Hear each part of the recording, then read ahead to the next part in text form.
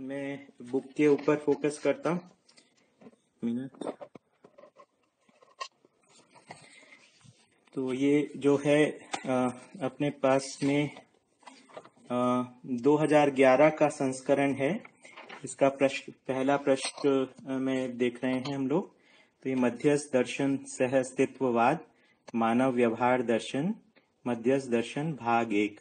मानव व्यवहार दर्शन बाबा जी के द्वारा किया गया पहला और सबसे सेंट्रल पीस है इस पूरी प्रस्तुति का।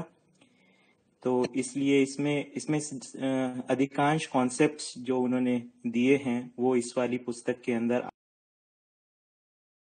आगे लिखा है। मान्यता का मतलब है कि पहला क्या बेसिक बिलीफ है, जिस बेसिक अजम्पशन या आधार है जिसको लेकर उन्होंने इस बात को रखा है, वो है ज्ञान की व्यापकता एवं प्रकृति का अनादित्व, है ना। इस आधार पर उन्होंने पूरे बात को।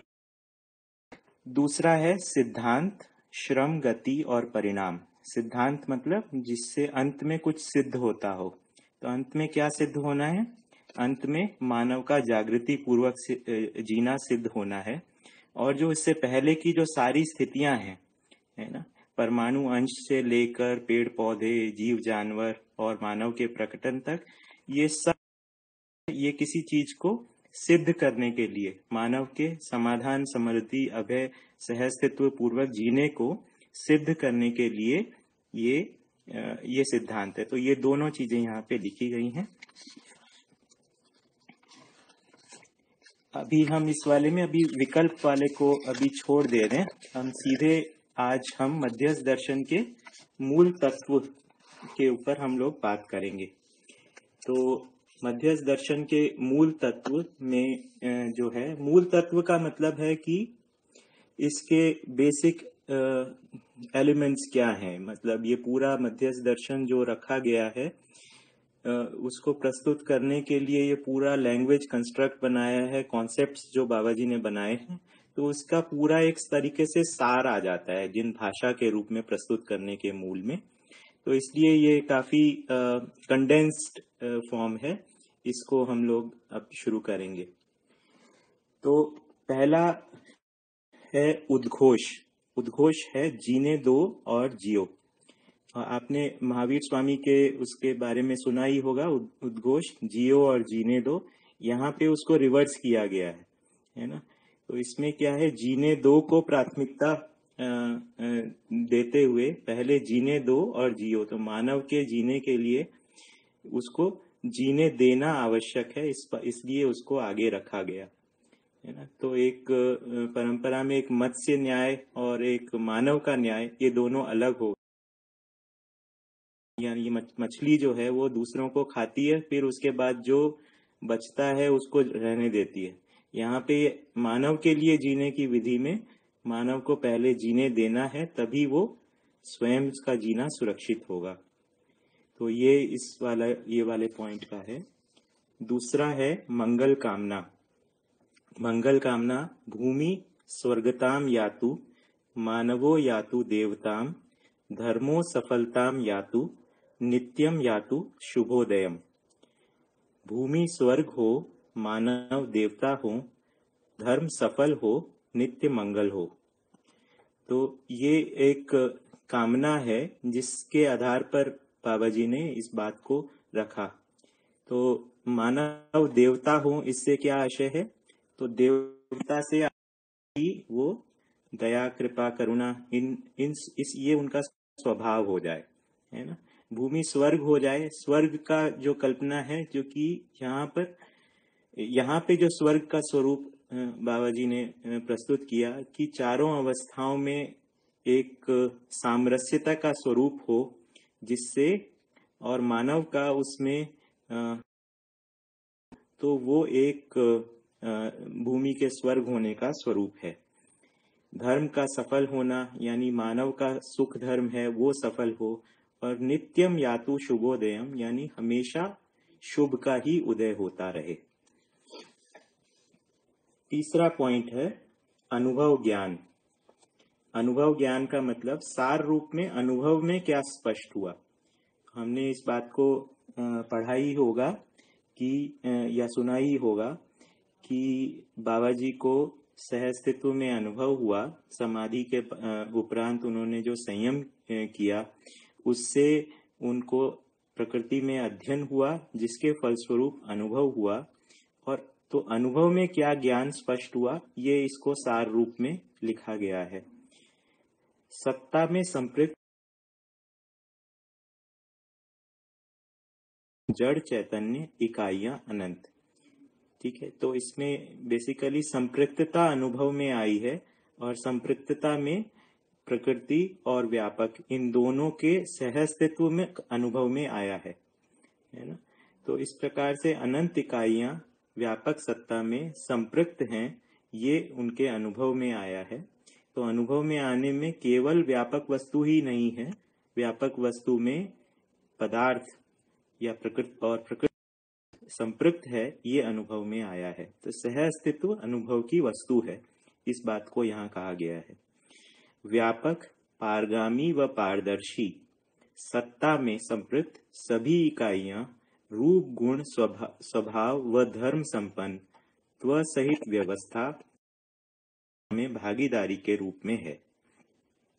ठीक है, तो ये किस प्रकार से है ये पदार्थ, और किस प्रकार से देखा, ये व्यवस्था के रूप में है। संपूर्ण जो अस्तित्व है वो व्यवस्था के रूप में देखा, अपने आप में भी व्यवस्था और समग्र व्यवस्था में भी भागीदारी करता हुआ। ये उसका विपरीत है जो भौतिकवादी विधि में पहचाना गया कि वस्तुएं अपने में भी संघर्ष कर रही हैं और आपस में भी संघर्ष कर रही हैं। यहाँ पे संघर्ष के स्थान पर मौलिक रूप में व्यवस्था का स्वरूप है और व्यवस्था में भागीदारी के स्वरूप में अस्तित्व है, ये प्रतिपादन है, ये अनुभव में आया है। चौथा सिद्धांत।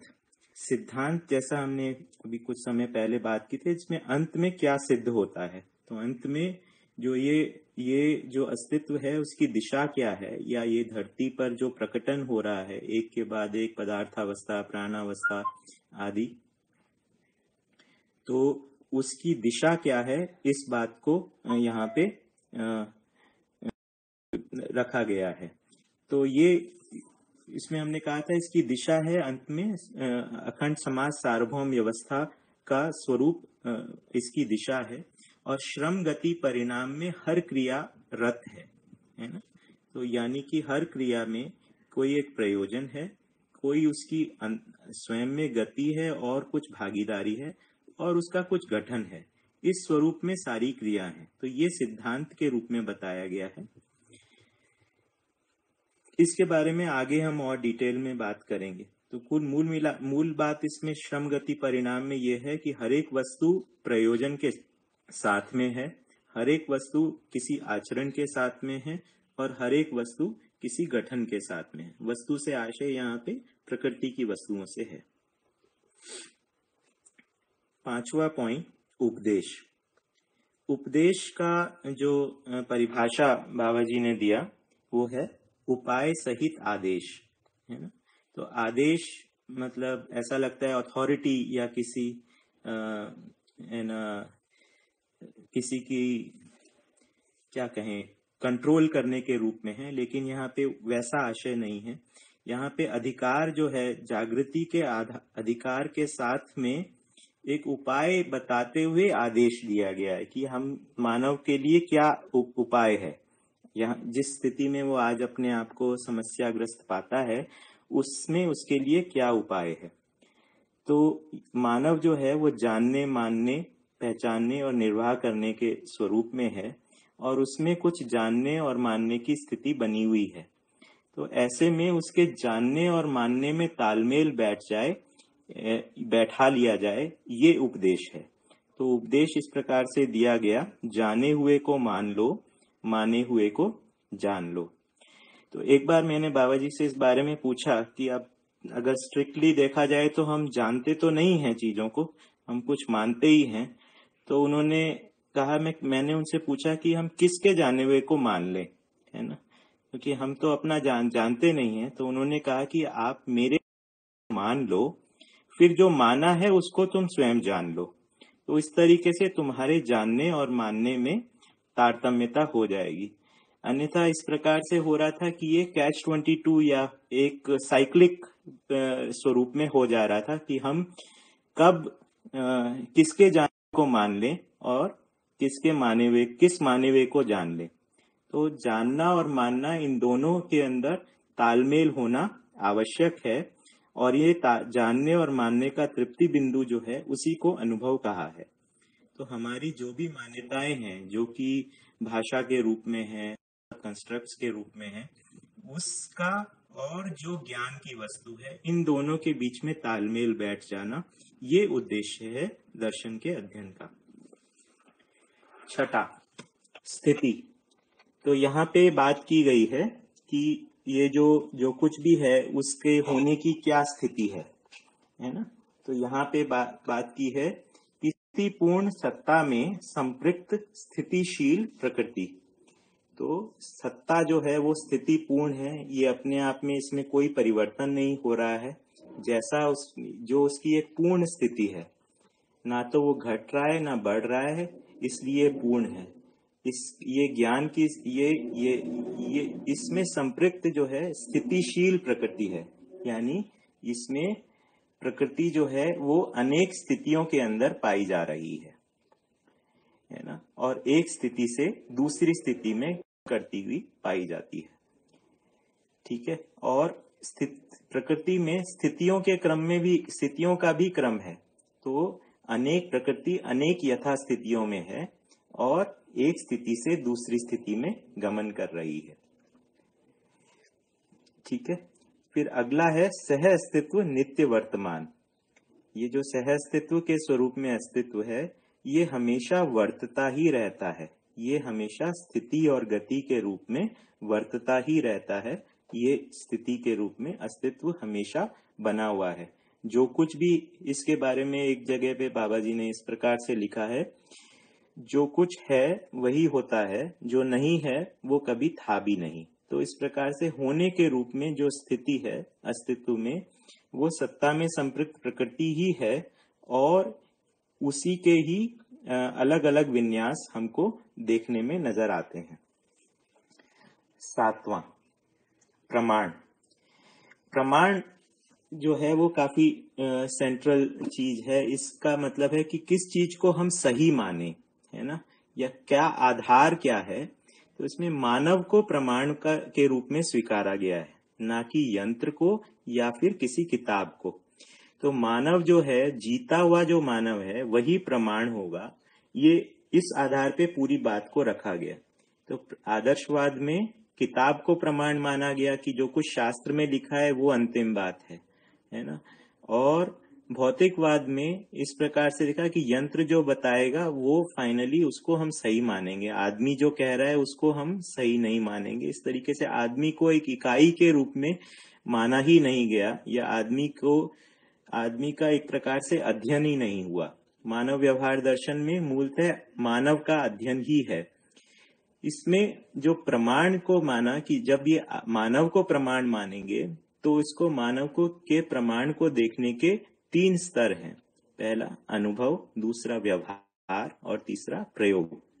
तो अनुभव अपने आप में एक प्रमाण है, फिर उसके बाद व्यवहार एक प्रमाण है, व्यवहार मतलब मानव परस्परता में प्रमाण है, और प्रयोग यानी उत्पादन के रूप में एक भी आदमी जो है मनुष्येतर प्रकृति के साथ में जो उत्पादन व्यवसाय करता है उसमें भी प्रमाण प्रस्तुत करता है। तो इन 3 स्थानों के ऊपर प्रमाण को मानव प्रस्तुत करता है। आगे लिखा है, अनुभव ही प्रमाण परम, प्रमाण ही समझ ज्ञान, समझ ही प्रत्यक्ष, प्रत्यक्ष ही समाधान, कार्य व्यवहार ही प्रमाण, प्रमाण ही जागृत परंपरा, जागृत परंपरा ही सह अस्तित्व। इसको बाबा जी कभी कभी ऐसा बोलते थे, राउंड द विकेट हो गया। मतलब जिस तरह से शुरू किया वहां से हुआ, वहीं पर ही पहुंचा। तो सूत्रों का स्वरूप आप देखेंगे अधिकांश रूप से इस प्रकार से ही दिखाई देता है कि जहां से जिस पॉइंट से शुरू किया है वहां से वहीं पर एंड होता है।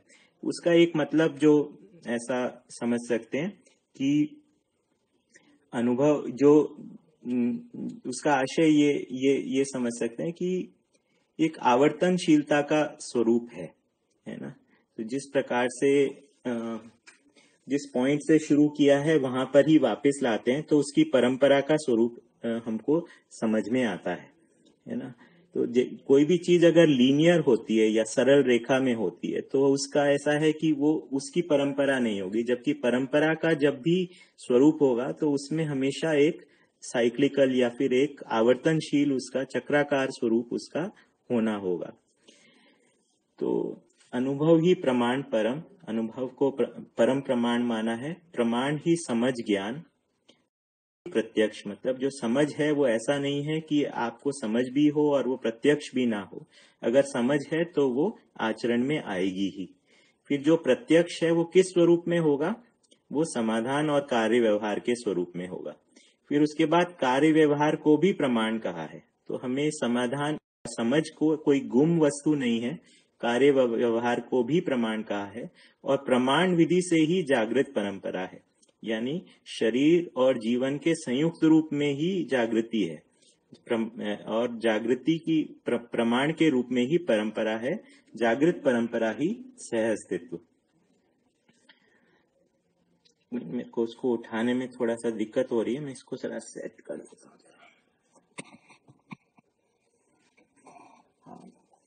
यथार्थ 8वां बिंदु।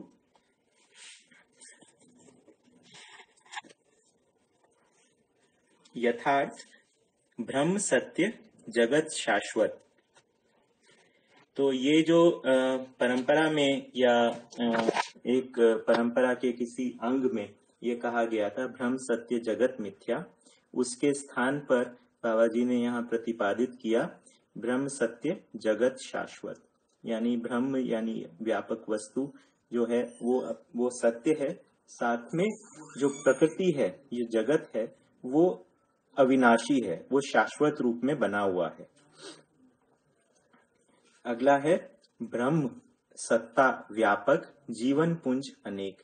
तो जीवन को चैतन्य इकाई के रूप में पहचाना गया। जीवन पुंज मतलब मन वृत्ति चित्त बुद्धि आत्मा का संयुक्त स्वरूप। तो व्यापक वस्तु के रूप में ब्रह्म को पहचाना और चेतना को व्यक्त करने वाले जीवन अनेक हैं, इस रूप में पहचाना। जीवन पुंज में अविभाज्य आत्मा बुद्धि चित्त वृत्ति मन, जीवन और शरीर के संयुक्त रूप में मानव का वैभव। ईश्वर व्यापक देवता अनेक, मानव जाति एक। यहाँ पे देवता से आशय हमने पहले भी बात किया था कि ईश्वर जो है वो व्यापक सत्ता है और देवता से आशय है मानव ही देवता होगा। तो मानव ही जब जागृत होता है तब दया कृपा करुणा के स्वरूप में जब व्यवहार करता है तो उसको देवता कहा है या देव मानव कहा है। तो अनेक देवता और ईश्वर व्यापक स्वरूप में। तो ईश्वर से आशय जो है ब्रह्म या व्यापक वस्तु है। मानव जाति एक कर्म अनेक, है ना। तो मानव जाति संपूर्ण मानव जाति जो है वो एक है। जाति जो है उसका शरीर से मतलब है। तो संपूर्ण मानव जाति एक है और उनके कर्म अनेक हैं। भूमि एक अखंड राष्ट्र के रूप में है और राज्य अनेक मतलब उसमें अलग अलग राज्य हो सकते हैं। तो ये पूरी धरती को एक अखंड राष्ट्र के रूप में पहचाना और इसमें अनेक राज्य हो सकते हैं। मानव धर्म एक समाधान अनेक।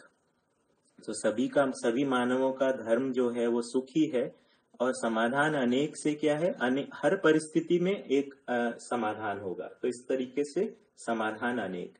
तो हर परिस्थिति के लिए समाधान प्रस्तुत करना होगा और समाधान जो है वो देश काल के साथ में जुड़ता है। तो इस प्रकार से अनेक समाधान होंगे। जीवन नित्य जन्म मृत्यु एक घटना। तो जीवन जो है वो अपरिणामी वस्तु के रूप में या फिर जिसमें परिवर्तन नहीं होता या मात्रात्मक परिवर्तन नहीं होता, उस रूप में वो नित्य है। जन्म मृत्यु जो है वो जीवन और शरीर के संयुक्त रूप में, जब शरीर और जीवन का वियोग होता है तब उसको मृत्यु के रूप में पहचाना और शरीर और जीवन का जब योग होता है तब उसको जन्म के रूप में पहचाना। तो ये इस प्रकार से ये यथार्थ मतलब जैसा जिसका अर्थ है। है ना। तो इस रूप में ये 8वां बिंदु हम देख सकते हैं। 9th, वास्तविकता। सह अस्तित्व में विकास क्रम विकास, जागृति क्रम जागृति, जागृति पूर्वक अभिव्यक्तियां, समझदार मानव परंपरा। तो ये वास्तविकता मतलब ये क्या क्या क्या वस्तुएं हैं और उनका क्या स्वरूप है। तो ये इस रूप में बताया गया कि जब बाबा जी ने पहली बार अपने अनुभव को व्यक्त करना तो इन 5 सूत्रों के रूप में ही पूरी बात को रखा था। सह अस्तित्व में विकास क्रम मतलब जड़ प्रकृति के विकास क्रम में पहचाना। फिर उसके बाद में विकास यानी कि गठनपूर्ण परमाणु के रूप में जीवन या चैतन्य इकाई को पहचाना। फिर सह अस्तित्व में जागृति क्रम जो है वो भ्रम को की स्थिति में, जिसमें जीव परंपराएं भी हैं और भ्रमित मानव भी हैं। तो जागृति क्रम और जागृति जो है वो भ्रम और जागृति के भेद को स्पष्ट करता है, और विकास क्रम और विकास जड़ और चैतन्य के भेद को स्पष्ट करता है। तो ये दो भेद हैं, ये सबसे महत्वपूर्ण हैं, जिनको यहाँ पर इस दर्शन में स्पष्ट किया गया है। पहला जड़ और चैतन्य का भेद, और दूसरा भ्रम और जागृति का भेद। और फिर उसके बाद में है जागृति पूर्वक, जागृति होने के बाद क्या करेंगे, तो वह है जागृति पूर्वक अभिव्यक्तियां, समझदार मानव परंपरा। तो ये वास्तविकता का स्वरूप है। 10वां पॉइंट, ज्ञान। ज्ञान किसे कहा है? ज्ञान कहा है सहअस्तित्व में जीवन ज्ञान, सहअस्तित्व रूपी अस्तित्व दर्शन ज्ञान, मानवीयतापूर्ण आचरण ज्ञान।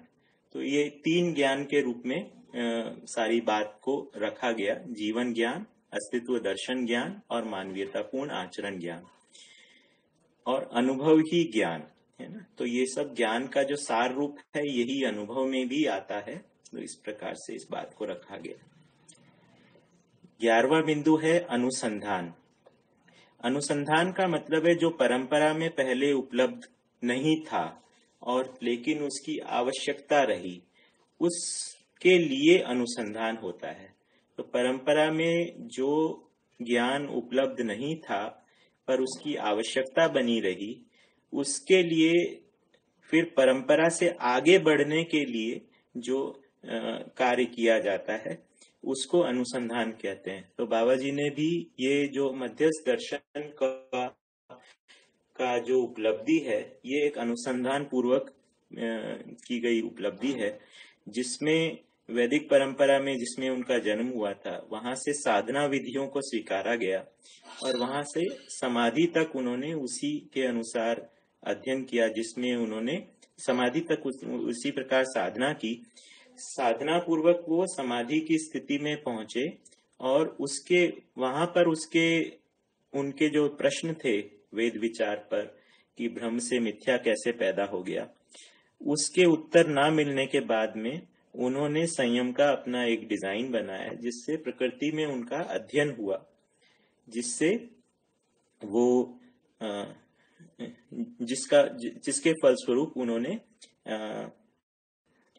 अपने दर्शन को फिर प्रस्तुत किया। मुझे याद है हम 2007 में मैं और मेरी पत्नी हम लोग और लोगों के साथ में गए थे, तब प्रियंका ने ही ये सजेस्ट किया था कि किस बाबा जी से ये पूछना चाहिए कि उन्होंने ये गठन पूर्णता, क्रिया पूर्णता, आचरण पूर्णता को कैसे देख लिया। तो फिर उन्होंने जो पूरे अपने किस प्रकार से साधना किया था और इसको किस प्रकार से संयम काल में अध्ययन किया, इसको एक क्रम से प्रस्तुत किया था। इसका रिकॉर्डिंग आप लोगों में से कई लोगों ने सुना होगा। मैं इसके बाद में सेशन के बाद में आपको उसको शेयर भी करूंगा। तो अनुसंधान में सार रूप में देखें तो 3 बातों को उन्होंने प्रस्तुत किया, गठन पूर्णता, क्रिया पूर्णता और आचरण पूर्णता। इसका परंपरा में जिक्र नहीं है ना। तो 3 पूर्णताओं को पहचाना कि प्रकृति इन 3 पूर्णताओं को प्राप्त करती है। पहली पूर्णता है गठन पूर्णता, जिसमें जड़ से चैतन्य में संक्रमण है। दूसरी पूर्णता जो है वो है भ्रम से जागृति में संक्रमण, यानी जीवन का भ्रम से जागृति में संक्रमण। और तीसरी जो है वो है आचरण पूर्णता, जिसमें है जागृति के पूर्ण प्रमाण के रूप में संक्रमण। तो ये इस रूप में 3 संक्रमणों को पहचाना गया, 3 पूर्णताओं को पहचाना गया। ये एक नई बात है। तो अगर देखें तो पूरे दर्शन का जो क्रक्स पॉइंट है वो इन पूर्णताओं को पहचानना है, फिर आगे उसके ऊपर पूरा भाषा का कंस्ट्रक्ट और कॉन्सेप्ट्स का कंस्ट्रक्ट उसके ऊपर बनाया गया है। अगला है आधार। ये जो पूरी प्रस्तुति है उसका आधार क्या है? सत्ता में संपृक्त प्रकृति, है ना। तो सत्ता में संपृक्त प्रकृति जो है वो अगर देखें तो ये इसको स्थिति सत्य के रूप में भी कहा गया है। इस सारा को जो कुछ भी हमें दिखाई देता है, जो कुछ भी प्रकृति में है, जो कुछ भी अस्तित्व में है, उसका मूल स्वरूप या उसकी मूल स्थिति क्या है? तो वो कहा सत्ता में संपृक्त प्रकृति या सह अस्तित्व स्वरूप में सबकी स्थिति है। ये इसलिए यही आधार है, इस बात को रखा गया। अब इस आधार के ऊपर प्रतिपादन क्या किए गए, पोस्टुलेशंस क्या हैं, उसके रूप में बात देखें तो ये पांच प्रतिपादनों को रखा गया। कि भौतिक रासायनिक प्रकृति ही विकास क्रम में है। परमाणु ही विकसित रूप में चैतन्य इकाई है। चैतन्य इकाई अर्थात जीवन ही जागृति पूर्वक मानव परंपरा में अखंड सामाजिकता सहज प्रमाण। सतर्कता पूर्ण मानवीयता देव मानवीयता एवं सामाजिकता। सजगता पूर्ण दिव्य मानवीयता। गठन पूर्णता क्रिया पूर्णता एवं आचरण पूर्णता। तो इसमें इस प्रकार से इन प्रतिपादनों को प्रस्तुत किया गया। पहली बात तो विकास क्रम में भौतिक रासायनिक प्रकृति या जड़ प्रकृति विकास क्रम में है, और परमाणु विकसित रूप में गठन पूर्णता के रूप में चैतन्य इकाई है। फिर चैतन्य इकाई या जीवन ही जागृत होकर मानव परंपरा में अखंड सामाजिकता का प्रमाण प्रस्तुत करता है ना। तो खाली जीवन हो जाने काफी नहीं है, मानव परंपरा में जागृत होकर ये अखंड सामाजिकता का प्रमाण प्रस्तुत करता है। फिर उसके बाद में है सतर्कता पूर्ण मानवीयता देव मानवीयता और सामाजिकता, है ना। तो इसके साथ में ये फिर परंपरा का जो स्वरूप है उसके बारे में चर्चा है। सजगता पूर्ण दिव्य मानवीयता, और फिर लास्ट में ये जो 3 अनुसंधान के रूप में उपलब्धियां हैं। सत्यता।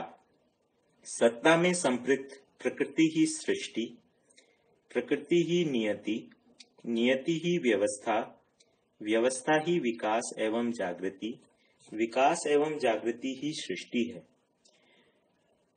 नियम ही न्याय, न्याय ही धर्म, धर्म ही सत्य, सत्य ही ऐश्वर्य, ऐश्वर्य अनुभूति ही आनंद, आनंद ही जीवन, जीवन में नियम है। भ्रमित मानव ही कर्म करते समय स्वतंत्र एवं फल भोगते समय परतंत्र है। जागृत मानव कर्म करते समय तथा फल भोगते समय स्वतंत्र है। तो ये इस प्रकार से कुछ बिंदुओं को लिखा है। इसमें कई नए शब्दों को इंट्रोड्यूस किया गया है। आगे हम इनका विस्तार पूर्वक अध्ययन करेंगे। इसमें बेसिकली शब्दों को तो परंपरा में जो भाषा में जो शब्द हैं उनको वहीं से उठाया गया है। तो बाबा जी ने जो हिंदी में अपनी बात को रखा है, लेकिन संस्कृत से जो तत्सम शब्द हैं, यानी जो शब्द संस्कृत से यथावत आ गए हैं, उनको अपने तरीके से उनको जो अनुभव हुआ उस ज्ञान के आधार पर उसको परिभाषित कर दिया है। तो शब्द परंपरा के हैं, परिभाषाएं नई हैं। तो इस प्रकार से उन्होंने अपनी पूरी लैंग्वेज कंस्ट्रक्ट को बनाया है। तो पहला है सत्ता में संपृक्त प्रकृति ही सृष्टि, यानी जो कुछ भी दिखाई देता है वो सृष्टि है। प्रकृति ही नियति, यानी जो कुछ प्रकृति में है वही नियति के रूप में है, यानी इसके अलावा और कुछ नहीं होता है ना। नियति का मतलब जो कुछ भी नियम पूर्वक स्थिति गति है वही नियति है। जो नियति ही व्यवस्था, यानी जो कुछ भी प्रकृति में है वही एक व्यवस्था के स्वरूप में है। व्यवस्था ही विकास एवं जागृति, यानी जो कुछ व्यवस्था है, ये जो कुछ भी नियति के रूप में प्रकृति में जो उपलब्ध है वो एक प्रयोजन के अर्थ में क्रियाशीलता है। विकास एवं जागृति ही सृष्टि है, नियम ही न्याय, न्याय ही धर्म, धर्म ही सत्य। इस सूत्र से जो मुझे आशय स्पष्ट होता है कि जो सहअस्तित्व सहज नियम है वही मानव में न्याय के रूप में प्रकाशित होता है। तो मूल में जो सहअस्तित्व है वही उसी की सभी अभिव्यक्तियां हैं, उससे ये आशय है। तो इसका शाब्दिक अर्थ से हम पर ना जाएं, उससे आशय उसका दिया जाए कि सहअस्तित्व मूल है, सहअस्तित्व की अनेक स्तर के ऊपर अभिव्यक्तियां हैं, इस रूप में इसको समझा जाए। भ्रमित मानव ही कर्म करते समय स्वतंत्र एवं फल भोगते समय परतंत्र है ना। तो ये इसमें ये परंपरा में जो कहा गया है उससे थोड़ी सी भिन्न बात है। एक मिनट।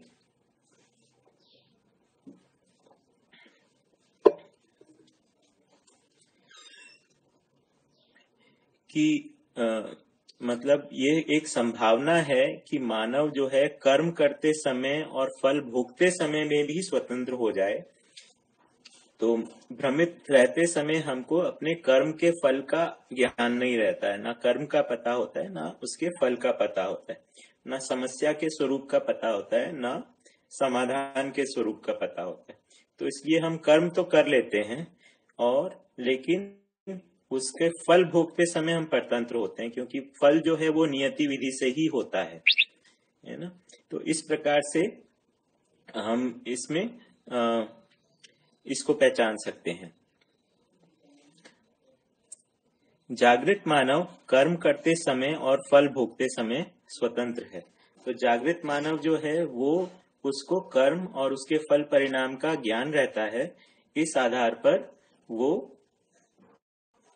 कर्म करते समय में भी स्वतंत्र रहता है और फल भोगते समय में भी स्वतंत्र होता है।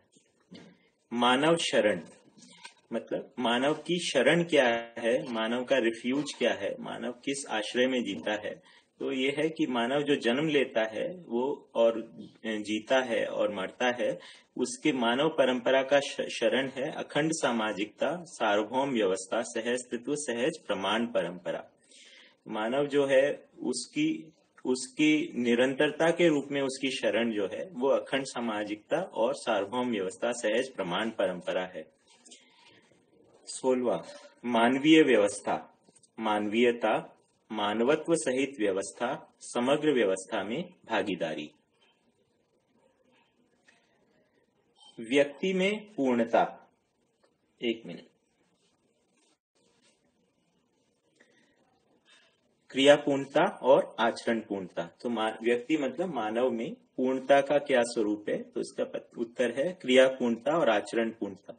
तो गठन पूर्णता तो प्राकृतिक विधि से सिद्ध हो गया है और मानव में क्रिया पूर्णता और आचरण पूर्णता की संभावना है। तो इस प्रकार से मानव का लक्ष्य जो है वो क्रिया पूर्णता और आचरण पूर्णता को पाना है और उसके लिए उसके पास में जो साधन है वो उसी में पाई जाने वाली कल्पनाशीलता और कर्म स्वतंत्रता है, जिसके द्वारा वो उस पूर्णता को अध्ययन पूर्वक पा सकता है। समाज में पूर्णता, सर्वतोमुखी समाधान, समृद्धि, अभय और सहअस्तित्व, सहज प्रमाण परंपरा। राष्ट्र में पूर्णता, निपुणता, कुशलता और पांडित्य। तो मतलब किसी राष्ट्र की क्या स्थिति है वो उसके ज्ञान के स्तर से पता लगेगा कि उसका उसके पांडित्य की क्या स्थिति है, उसके व्यवहार में कुशलता की क्या स्थिति है और उसकी कारीगरी या निपुणता की क्या स्थिति है। अंतरराष्ट्र में पूर्णता यानी पूरे विश्व अखंड राष्ट्र में क्या पूर्णता का क्या स्वरूप है। जब मानवीय संस्कृति, सभ्यता, विधि और व्यवस्था में एकात्मता हो जाए या सार्वभौमता या यूनिवर्सलनेस हो जाए, तभी हम कहेंगे ये अंतरराष्ट्र में पूर्णता हुई। यानी कि एक धरती के स्तर पर पूर्णता का क्या स्वरूप है, इसका विजन इसमें रखा गया। तो संस्कृति, सब विधि का मतलब है कानून, है ना। संस्कृति जो है वो ये इनके बारे में हम और डिटेल में आगे बात करेंगे, है ना। तो सभ्यता जो है वो सभा शब्द जो है किस प्रकार से मानव निर्णय लेते हैं उसको सभ्यता कहते हैं। तो सभ्यता का जो विस्तार है वो उस प्रकार से आएगा कि निर्णय जो है मानव अपने जीने के लिए किस प्रकार से निर्णय लेता है वो सभ्यता में आता है।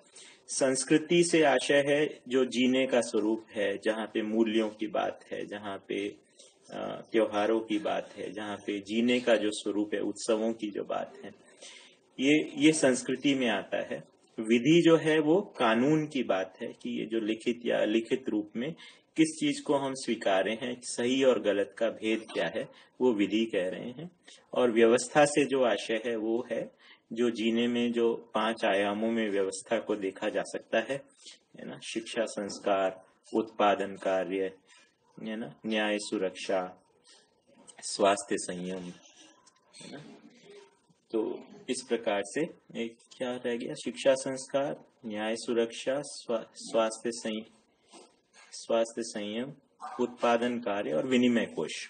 इन 5 आयामों में व्यवस्था के 5 आयाम पहचाने गए। मानव धर्म, सुख, शांति, संतोष एवं आनंद। तो मानव धर्म को ये 4 स्वरूप में पहचाना गया है। ये सुख, शांति, संतोष और आनंद, ये सुख के ही एक प्रकार से डिग्रीज हैं, क्योंकि सुख को ये जो है सुख स्वयं में होता है, लेकिन इसका प्रमाण जो है वो समाधान स्वरूप में होता है।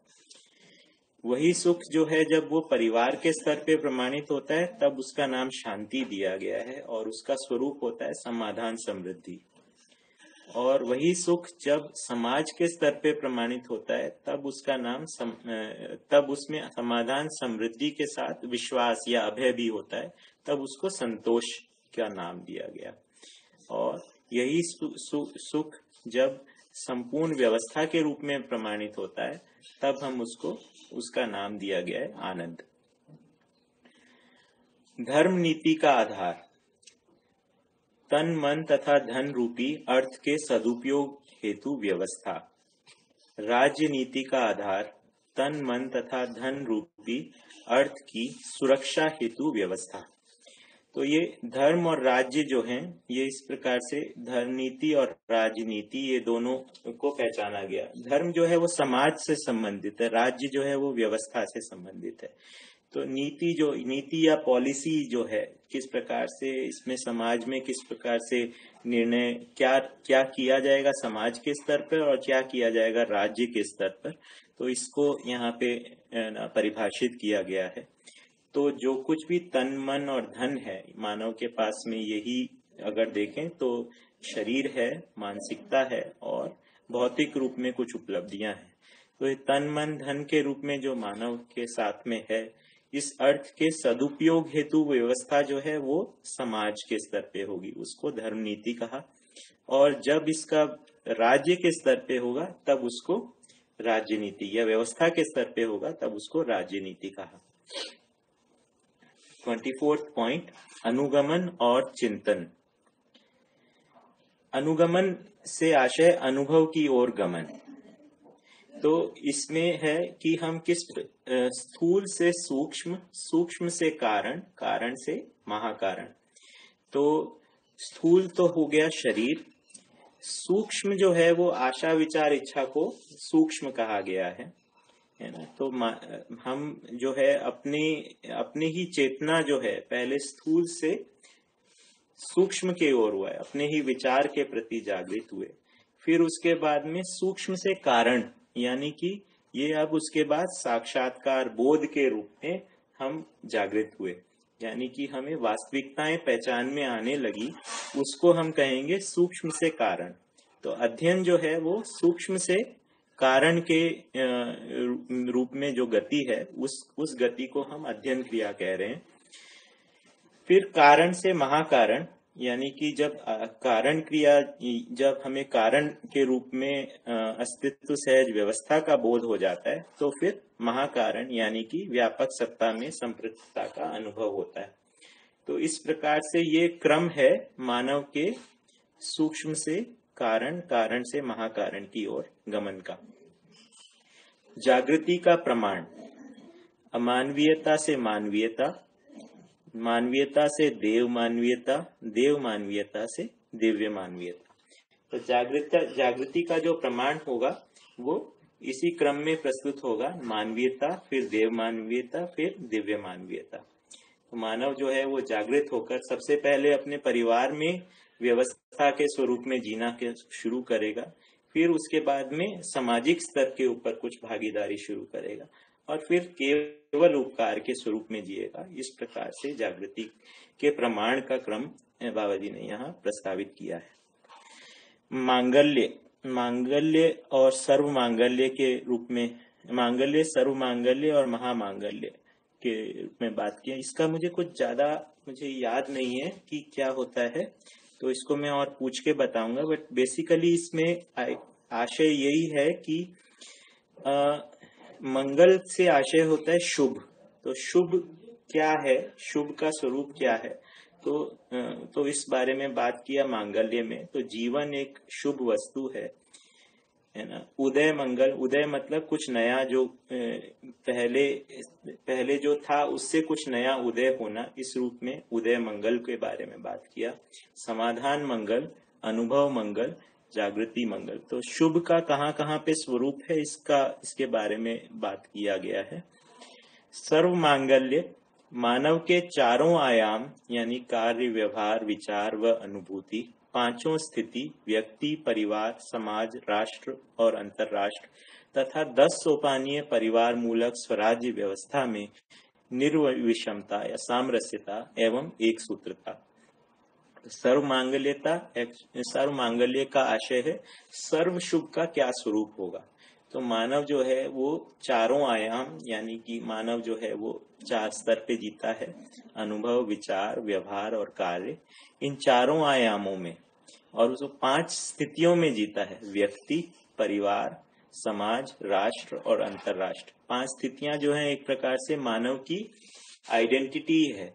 तो मानव की एक तो आइडेंटिटी उसके अपने रूप में होगी, इकाई के रूप में, व्यक्ति के रूप में, फिर वो दूसरा उसकी आइडेंटिटी होगी उसके परिवार के रूप में, तीसरा उसके समाज के रूप में, फिर राष्ट्र के रूप में और अंतरराष्ट्र के रूप में, तथा 10 सोपानीय परिवार मूलक स्वराज्य व्यवस्था में निर्विषमता या सामरस्यता एवं एक सूत्रता। तो इस सर्व मांगल्य का स्वरूप बनता है ये चारों आयाम, 5 स्थितियां और व्यवस्था के 10 सोपानीय व्यवस्था में निर्विषमता और एक सूत्रता। महामांगल्य, महामांगल्य क्या है कि शुभ का जो मूल स्वरूप है या अंतिम स्वरूप है उसको मेरे ख्याल से यहाँ पे कहा गया है। तो ये मांगल्य वाले जो तीनों पॉइंट्स हैं मैं उसको और एक बार और लोगों से पूछ के आपको है ना शेयर करूंगा। तो ये महामांगल्य जो है आधार के रूप में बताया, सत्यानुभूति जागृति के रूप में महामांगल्य है। 29 या 29 उपलब्धि, इससे जो अध्ययन से उपलब्धि क्या होगी है ना। तो उपलब्धि जो है वो है सहअस्तित्व में अनुभूति है ना। तो उपलब्धि, समाधान, समृद्धि, अभय, सहअस्तित्व, सहज प्रमाण ही सर्वशुभ, ब्रह्म मुक्ति और नित्य जागरण है ना। तो उपलब्धि जो है सहअस्तित्व में स्थापित मूल्यों में अनुभूति, समाधान, समृद्धि, अभय, सहअस्तित्व, सहज प्रमाण, यही सर्वशुभ, ब्रह्म मुक्ति और नित्य जागरण, ब्रह्म मुक्ति और नित्य जागरण। 30वां, शिक्षा में पूर्णता। तो शिक्षा में पूर्णता को पहचाना गया कि शिक्षा के में इन 3 चीजों को पहचाना गया, चेतना विकास, मूल्य शिक्षा और तकनीकी। तो ये 3 आयामों में शिक्षा की पूर्णता को स्वीकारा गया। ठीक है, तो इसमें से जो चेतना विकास और मूल्य शिक्षा है ये नया दर्शन के द्वारा प्रस्तावित है। तकनीकी जो पक्ष है वो यथावत रखा गया है। तो दर्शन में तकनीकी का कोई नया प्रस्ताव या नई इनोवेशन नहीं है। दर्शन तकनीकी जो है मानव परंपरा में जो सार्थक तकनीकी है उसको यथावत स्वीकारा गया है। चेतना विकास और मूल्य शिक्षा के लिए नया प्रस्ताव प्रस्तुत किया गया। परंपरा में संपूर्णता, मानव परंपरा में संपूर्णता का क्या स्वरूप है मानवीय इसमें शिक्षा संस्कार हो जाए, मानवीय संविधान और मानवीय परिवार मूलक स्वराज्य व्यवस्था हो जाए। इस रूप में परंपरा में पूर्णता का स्वरूप है। समय का थोड़ा देखें क्या है, 10-20 अपने पास में 10 और मिनट हैं, तो मेरे ख्याल से ये हमने मध्यस्थ दर्शन के मूल तत्व वाला जो ऑब्जेक्टिव था वो पूरा कर लिया है। तो इसके साथ में हम ये लेखकीय वाला सेक्शन भी आज पढ़ लेते हैं। तो ये है लेखकीय। मानव में साम्यतः पाए जाने वाले रूप, बल व बुद्धि के योगफल से निर्मित पद एवं धन तथा इन सब के योगफल से उत्पन्न शिष्टताओं एवं भौगोलिक संरचनाओं तदनुसार आवश्यकताओं के आधार पर परस्पर सामरस्यता की कामना पाई जाती है। ठीक है, तो इसमें एक बार फिर से धीरे धीरे पढ़ेंगे। मानव में साम्यता मतलब सभी में पाए जाने वाले रूप, बल और बुद्धि, तो ये इन तीनों के योगफल से निर्मित पद एवं धन है ना। तो रूप, बल, बुद्धि, पद और धन ये मानव की 5 विभूतियां हैं और इन सब के योगफल से उत्पन्न शिष्टताओं और भौगोलिक संरचनाओं, तो इससे अलग अलग जगहों पर अलग अलग शिष्टताओं का स्वरूप हुआ और भौगोलिक संरचनाओं और उसके अनुसार आवश्यकताएं बनी और इन सब के आधार पे जो मानव के जीने का जो स्वरूप बना, इन सब में परस्पर सामरस्यता की कामना पाई जाती है। तो आज भी हम मानव में देखते ही हैं, संपूर्ण विश्व में अलग अलग प्रकार की भौगोलिक संरचनाएं हैं और अलग अलग संस्कृतियां हैं, लेकिन उनमें एक परस्पर सामरस्यता की कामना तो हम देखते ही हैं कि कामना के रूप में तो मानव सही है। शिष्टता की वैविध्यता, संपत्ति एवं स्वत्व की विस्तार प्रवृत्ति की उत्कटता के अनुसार मानव में सीमाएं द्रष्टव्य हैं। तो अब मानव ने जो अपनी सीमाएं यानी अपने और पराये का जो भेद बनाया है, वो किस आधार पे बनाया है कि शिष्टता की वैविध्यता के आधार पर, संपत्ति के अंतर, अमीर और गरीब के, स्वत्व के विस्तार प्रवृत्ति, ओनरशिप की हम कितना फैला सके, इसकी विस्तार प्रवृत्ति की उत्कटता मतलब तेजी। तो इन तीनों के, इन चारों के आधार पर मानव में अपने और पराये की सीमाएं दिखाई देती हैं। दृष्टव्य मतलब दिखाई देती हैं। मानव में प्रत्येक सीमित संगठन प्रधानतः भय मुक्ति होने के उद्देश्य से हुआ है। तो जो भी कुछ मानव के संगठन बने हैं वो प्रधानतः भय मुक्त होने के उद्देश्य से बने हैं, है ना। कि मानव साथ में क्यों आया, क्योंकि उसको किसी भय से मुक्ति चाहिए थी। नहीं, अकेला मानव नहीं रहा, किसी प्रकार के समूह में या संगठन के रूप में आ गया। उसका कारण ये रहा कि वो किसी प्रकार से भय मुक्त होना चाहता था। सर्वप्रथम मानव ने जीव भय एवं प्राकृतिक भय से मुक्त होने के लिए साधारण आहार आवास अलंकार एवं हिंसक साधनों का आविष्कार किया है। इन हिंसक साधनों से मानव की परस्परता में अर्थात दो मानव परिवार वर्ग और समुदायों के संघर्ष में प्रयुक्त होना ही युद्ध है। इसके मूल में प्रधानतः संस्कृति, सभ्यता, विधि एवं व्यवस्था की वैविध्यता है। साथ ही उसके अनुसरण में स्वत्व एवं संपत्ति के विस्तारीकरण प्रवृत्ति भी है। यही केंद्र बिंदु है।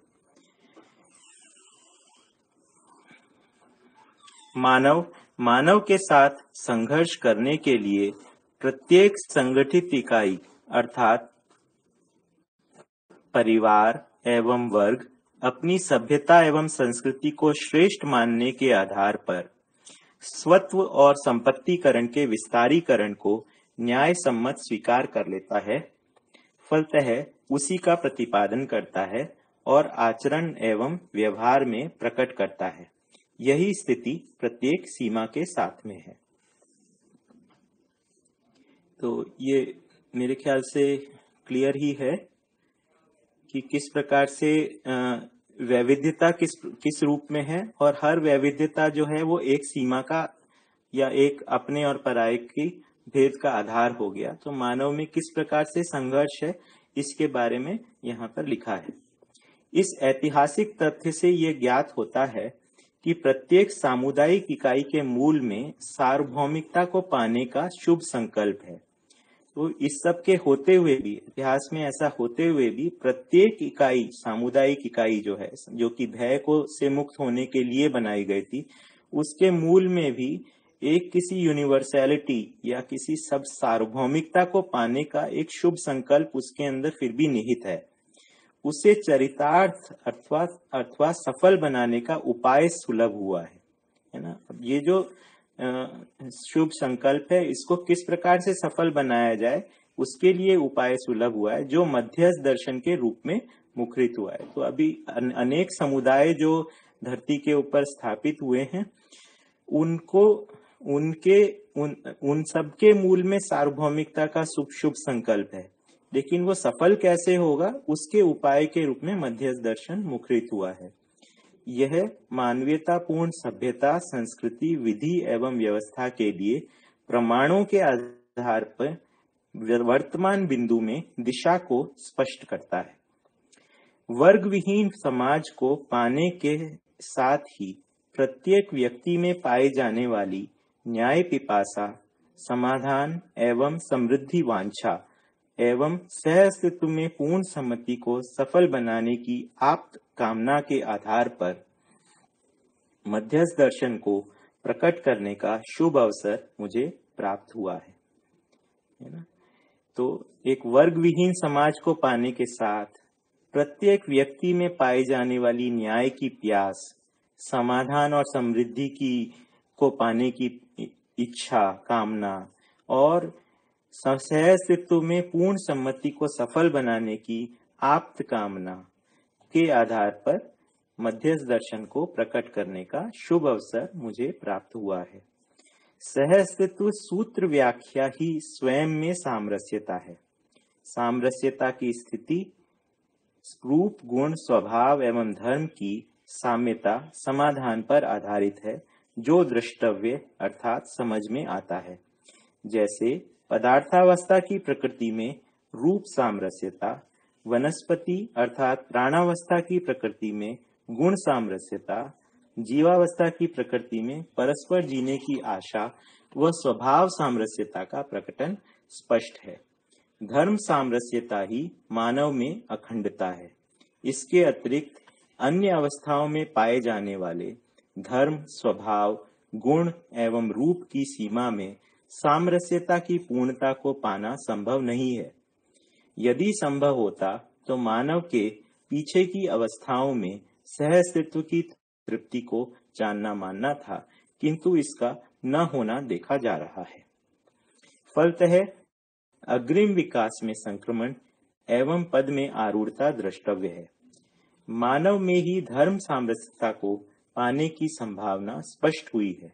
इसको पा लेना ही मानव का परम उद्देश्य है। उसको सर्वसुलभ कर देना ही मध्यस्थ दर्शन का अभीष्ट है। धर्म सामरस्यता का तात्पर्य सर्वतोमुखी समाधान संपन्न होने से है। तो इसमें सहअस्तित्व सूत्र व्याख्या जो है स्वयं में सामरस्यता है, और सामरस्यता का जो है प्रकाशन जो है पदार्थावस्था से ही शुरू हो गया है।